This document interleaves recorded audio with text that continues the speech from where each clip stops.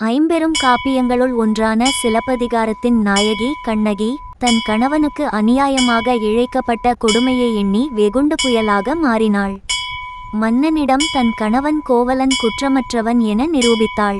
தவறு செய்த மன்னன் இறந்தான். அவள் கோபம் குறையவில்லை. மதுரையை தன் கற்பின் வலிமையால் எரித்தாள். அப்போதும் அவள் சினம் தீரவில்லை.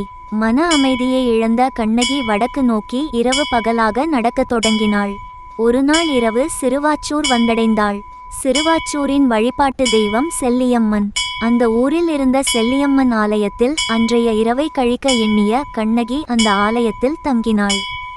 அவள் அங்கு தங்க வேண்டாம் என செல்லியம்மன் கூற காரணம் கேட்டாள் கண்ணகி.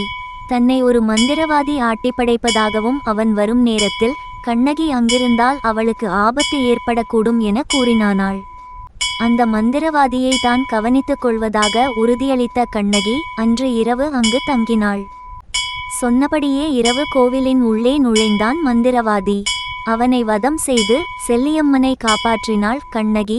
தன்னை பெரும் துன்பத்திலிருந்து காப்பாற்றிய கண்ணகியை அதே கோவிலில் நிரந்தரமாக தங்கும்படி கேட்டுக்கொண்ட செல்லியம்மன் தான் அருகில் உள்ள மலையில் வசிக்கும் தன் அண்ணனான பெரியசாமி கோவிலில் போய் தங்கிக் கொள்வதாக கூறினாள்.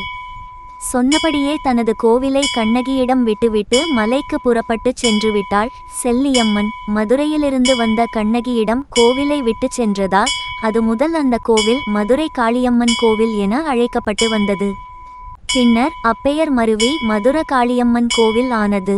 சிறுவாச்சூருக்கு வெள்ளிக்கிழமை வந்த மதுர காளியம்மன் பக்தர்களுக்கு திங்கட்கிழமைதான் காட்சி தருகிறாள். எனவே இந்த ஆலயம் வாரத்தில் திங்கள் வெள்ளி என 2 நாட்கள் மட்டுமே திறந்திருக்கும். மற்ற நாட்களில் மதுர காளியம்மன் செல்லியம்மனுடன் தங்குவதற்காக மலைக்கு சென்று விடுவதாக ஐதீகம். திருச்சியிலிருந்து 50 கிலோமீட்டர் தொலைவிலும் பெரம்பலூரிலிருந்து 8 கிலோமீட்டர் தொலைவிலும் அமைந்துள்ள சிறுவாச்சூரில் உள்ளது இக்கோயில்.